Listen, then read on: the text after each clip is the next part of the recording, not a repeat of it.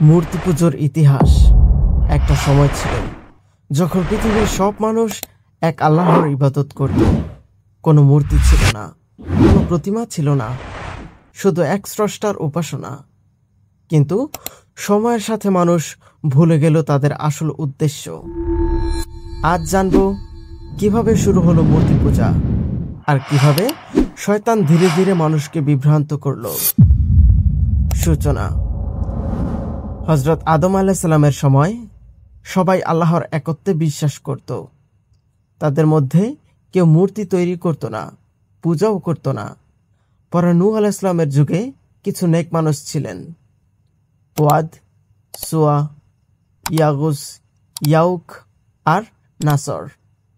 তারা মানুষকে সৎপথে ডাকতেন, আল্লাহ ভীরু হতে শেখাতেন।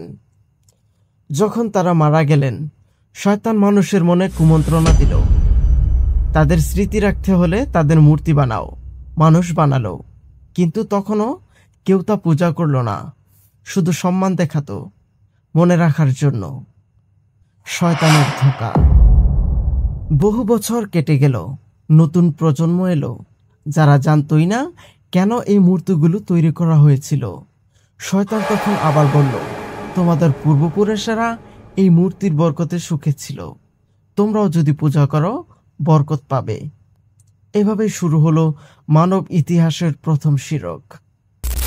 স্মৃতি ধরে রাখার জন্য তৈরি মূর্তি একসময় হয়ে গেল উপাসনার কেন্দ্র। মূর্তি পূজার বিস্তার। এরপর এই প্রথা ধীরে ধীরে পৃথিবীর বিভিন্ন অঞ্চলে ছড়িয়ে পড়ল। প্রাচীন মিশর, ব্যাবিলন, ভারত, গ্রিস, রোম, সব জায়গায় মানুষ নানা দেবতা বানিয়ে নিল।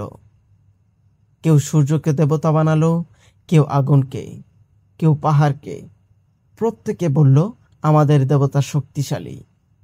কিন্তু তারা ভুলে গেল যে আসল স্রষ্টা আছেন, তিনিই সবকিছুর মালিক, একমাত্র তিনিই উপাসনার যোগ্য। নবীদের বার্তা। মানুষ যখন সত্যপথ থেকে সরে গেল, আল্লাহ তাআলা তখন পাঠালেন নবীদের।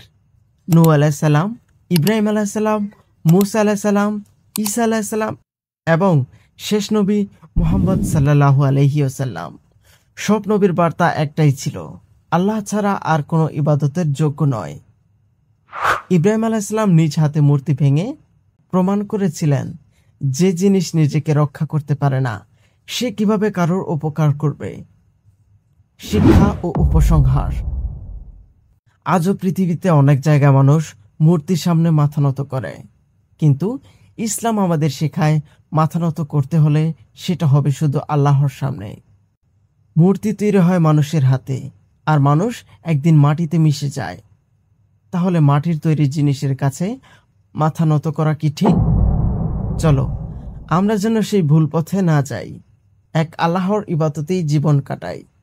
ভাই ও বোনেরা, এই ইতিহাস আমাদের মনে করিয়ে দেয়, সত্য পথ ভুলে যেও না, আল্লাহর একত্বে অটল থাকো।